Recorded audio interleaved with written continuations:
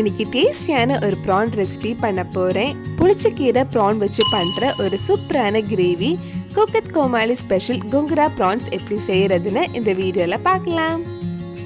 First புளிச்ச கீரை வதக்குறதுக்கு ஒரு கடாயில கொஞ்சமா எண்ணெய் ஊத்திருக்கேன். இதுல கொஞ்சம் புளிச்ச கீரை போட்டு வதக்கலாம். இது வதங்கிறதுக்கு ரொம்ப டைம் ஆகாது, சீக்கிரமே வதங்கி குவாண்டிட்டி ரொம்ப கம்மியாயிடும். இந்த மாதிரி நல்லா வதங்கினதுக்கு அப்புறம் இது ஆஃப் பண்ணிட்டு ஆறுனதுக்கு அப்புறம் மிக்ஸி ஜார்ல நல்லா அரைச்சு எடுக்கலாம்.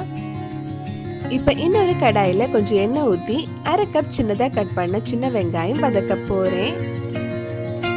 சின்ன வெங்காயம் நல்லா வதங்கி பொன்னிறம் ஆகணும், அது வரைக்கும் வதக்கலாம். நம்ம வதக்கின புளிச்ச கீரை ஆறுனதுக்கு அப்புறம் மிக்ஸி ஜார்ல போட்டு இந்த மாதிரி நல்லா ஸ்மூத்தா அரைச்சு எடுத்துக்கோங்க. சின்ன வெங்காயம் இப்ப கொஞ்சம் வதங்கி கொஞ்சம் சாஃப்ட் ஆயிடுச்சு. இப்ப இதுல ஒரு டீஸ்பூன் இஞ்சி பூண்டு பேஸ்ட், ஒரு பச்சை மிளகாயும் ஆட் பண்ணி வதக்கலாம். குக்கத் கோமாளில இருந்து நிறைய ரெசிபிஸ் நம்ம சேனல்ல பண்ணியிருக்கேன். அந்த வீடியோஸ் எல்லாம் நீங்க பார்க்கலனா அதோட லிங்க் டிஸ்கிரிப்ஷன்ல இருக்கு, மறக்காம அந்த ரெசிபிஸும் போய் பாருங்க.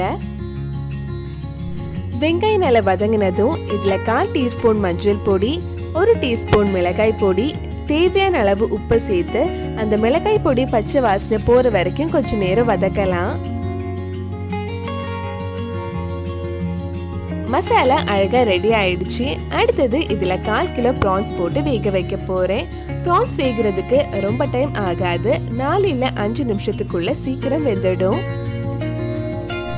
ப்ரான்ஸும் மசாலாவும் சேர்த்து நல்லா மிக்ஸ் பண்ணலாம். இதுல தண்ணி எதுவும் இப்போ ஆட் பண்ண தேவையில்லை.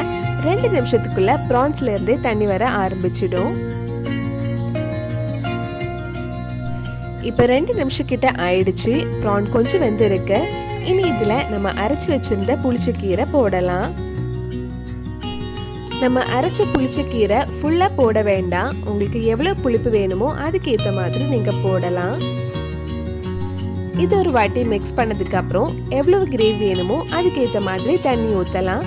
நான் புளிச்ச கீரை அரைச்ச அதே மிக்ஸி ஜார்ல கொஞ்சம் தண்ணி எடுத்து இதுல ஆட் பண்ணியிருக்கேன். இது நல்லா மிக்ஸ் பண்ணதுக்கு அப்புறம் ஒரு 2 நிமிஷம் ப்ரான்ஸ் இதுல நல்லா வேகட்டும்.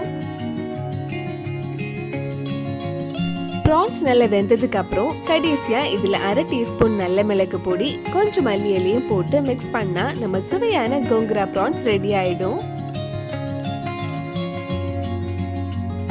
ரொம்ப சுவையான கோங்குரா ப்ரான்ஸ் ரெடி ஆயிடுச்சு. கண்டிப்பா நீங்களும் இந்த ப்ரான் ரெசிபி உங்க வீட்ல செஞ்சு பாருங்க. பிடிச்சிருந்தா இந்த வீடியோவை லைக் பண்ணுங்க, உங்க ஃப்ரெண்ட்ஸ் அண்ட் ஃபேமிலிக்கு ஷேர் பண்ணுங்க. வேற நல்லா குக்கத் கோமாளி ரெசிபி நம்ம சேனல்ல ட்ரை பண்ணலான்னு கீழே கமெண்ட் பாக்ஸ்ல சொல்லுங்க. நீங்க இன்னும் என்னோட சேனல் சப்ஸ்கிரைப் பண்ணலைன்னா மறக்காம சேனலையும் சப்ஸ்கிரைப் பண்ணுங்க.